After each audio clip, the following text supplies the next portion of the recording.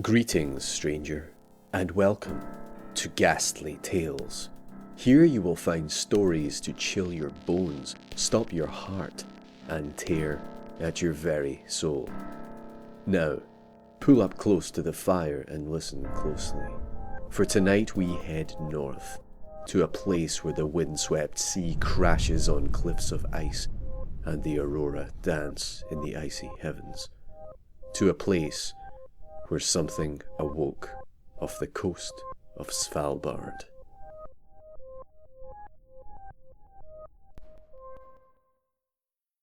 Svalbard is a frigid but beautiful island between Norway and the North Pole.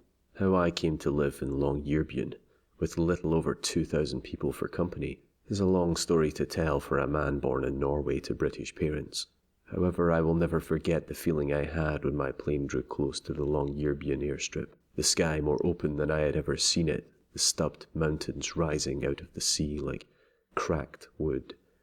Never had I felt smaller than when I beheld the plateaus of our mountains that day. Not, at least, until recent events. I came to the island again this May, for the boating season which begins in June and reaches until September. Despite the word summer being thrown about, the island is always loath to relinquish her icy hold in the sea, and even through August large slabs of ice are found floating to provide a raft for Svalbard's wildlife. That is where my trade comes in, for I am an island boatmaster or tour guide depending on my clients. Many families visit the island in the summer months hoping to see our rock ptarmigan, fulmars and gulls, seals and even polar bears and whales. It has been said that the lands of the north are not diverse in life due to their harshness, but in the end I am no scientist, but to me the sheer power of species to live in this land is more than enough to draw people in. My intention for this story is to tell you about another species I have encountered in the waters, the depths below the island. I believe there to be another natural force alive here, perhaps one hundreds of thousands of years old. One that terrifies rather than captivates me. On June the 6th of this year, I was taking a group of tourists for a split day of wildlife watching. In the morning, we began in Longyearbyen to see the reindeer, which are fairly comfortable around people with food.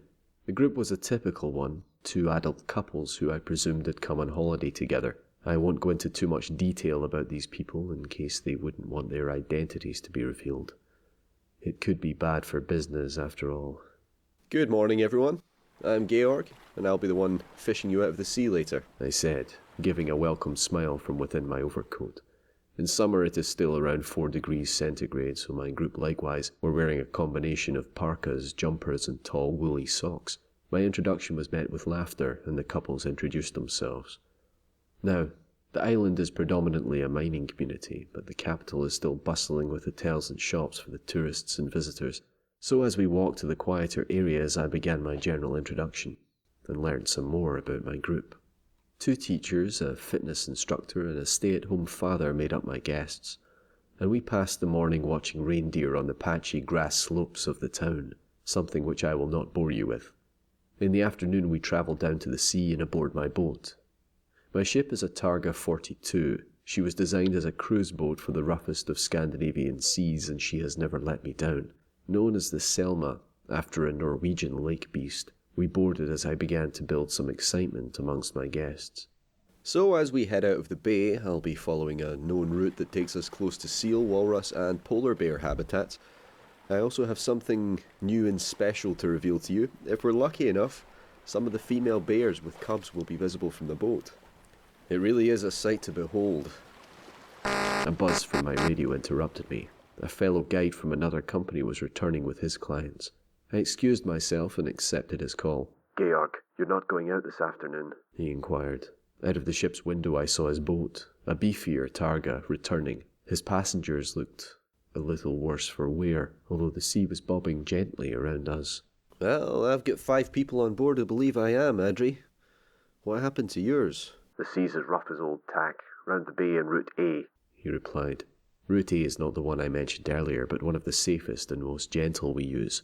I intended to take my group around paths B or C, which are rougher but hold more reward.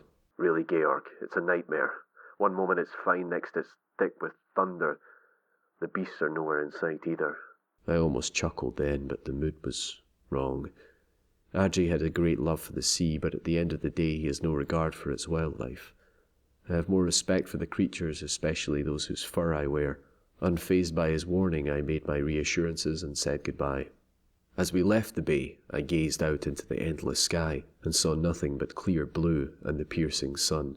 Brushing away Adri's worry and steering the Selma down the ice fjord, on one side of us, grey giants rose out of the earth, their tops veined with snow and ice. To the other, the gaping maw of the bay opened up to expose the sea, grey and endless, spotted with small but thick ice islands. As we left behind the settlements and the security of the Sound, one of my tourists asked me about Norwegian folklore and legends. This is something I was eager to talk about, being hungry for adventure from a young age. I was happy to inspire some fear into my guests with talk of our most well-known monster, the Kraken.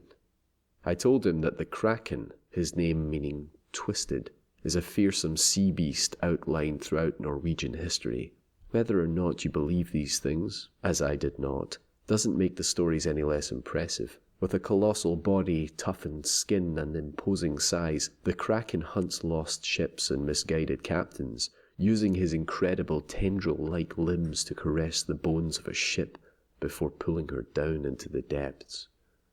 Few survived his attacks, but those that did recalled seeing huge, empty white eyes below the surface of the water, and a blackened body disappearing into the crushing depths of the ocean.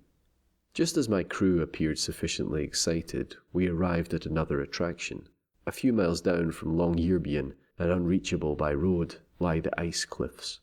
Rare seabirds live here, untouched, and there are sightings of whales who hunt below the waters. Unlike the comfortable port we left, this place was different. On all sides except the narrow sea crack we entered through, high ice walls rose above us some 20 to 30 feet, making this area darker and more intense. This was my own find, a small and hardly visible carved channel in the ice, large enough for my boat, but not for some of my competition. I'm not sure if Adri even knew about the place, my secret passage through ancient ice and stone. Only about 4 meters across, the crevice had been growing for the last few weeks as, I assumed, a small amount of ice melted and began to widen it. So far my limited trips had involved driving Selma up the channel as far as we could, and riding the water flow backwards to the sea. Not only did this provide a totally unique view of the wildlife above, but I also found a strange compulsion to explore the rift. I was drawn deeper every time I had visited, seeing new markings in the ice, fresh markings as if something was clawing up. I should have let it be, but my desire to explore and to show my guests an exciting time was too strong. Beyond us I did hear a vague rumble of the thunder Adri promised, but it seemed distant and mild. On June 6th, as I have said, events reached their peak. As I'm sure you can guess, I made it back alive, as did my crew, but we didn't return the same. And I apologize for any shaky storytelling. Reliving the moment of my mistake is quite difficult.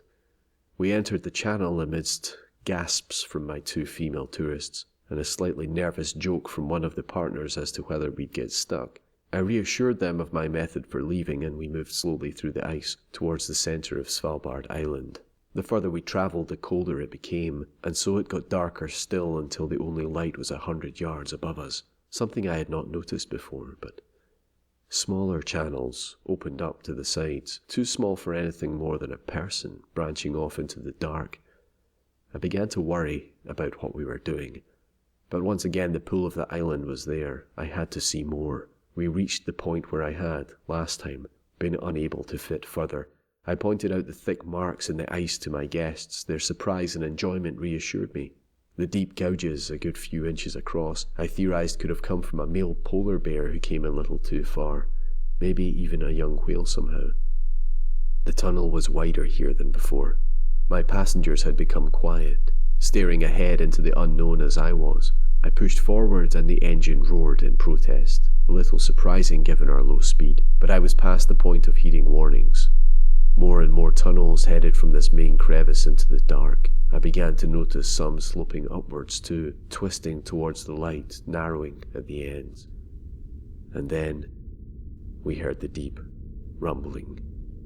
As if from the ocean's depths, a crushing rumble began to echo around us, cascading through my head, pulling me from my senses. I couldn't hear anything except this cacophony. I couldn't see anything except the pounding darkness of my eyes scrunched shut. I tasted blood in my mouth and the noise still rose. Scrambling for the railing, I hauled myself upright and opened my eyes. And what I saw will haunt me to my grave. A creature was hauling itself through the ice. A monumental body of grey and white flesh stretching back down the channel as far as I could make out. Almost half as tall as the ice walls, its head was still thickly encased in ice, but its insane eyes darted under the surface. Two colossal domes of hatred twisting grotesquely. Tendrils, tentacles each longer than a school bus, were slowly being pulled down through the ice, making those craters we had seen earlier. This beast had been entombed here for God knows how long, and the reducing ice made a path for its escape. My world almost broke around me. The curiosity I had felt for this exploration was replaced with fear and disgust, and as the beast began to open its huge submerged mouth again, I slammed Selma into reverse. No longer caring about crashing into the channel walls, we sped back, jaggedly, chunks of ice flying as this monster writhed, eventually breaking into sight of the sea. I looked towards the island's core again. Nothing moved. The ice was still again, and it was lighter. A roughened cavern had opened up where the beast had been, but he was no longer there. I held my breath. I swear I held my whole heartbeat as a huge dark shape passed below the boat, another deep rumble marking his passing. I feel I should stop now. After the initial terror, there was nothing to be seen. We made the journey back towards Longyearbyen in mostly silence, and though I offered my guests their money back, both couples refused. However, I don't expect them to stay here long after such an event. As I finish writing this recount, I am floating in the sound outside Longyearbyen, far from shore, allowing the gentle waves to relax me. I haven't told a soul about this. Perhaps I never will. No one would believe me. I haven't been sleeping well since that Saturday, and the local news has been full of uncommon events. Animal movements, disappearances at sea. Right now I can hear thunder again, a crashing below me. Never in my life have I feared the ocean, nor do I now. It is only what resides within her.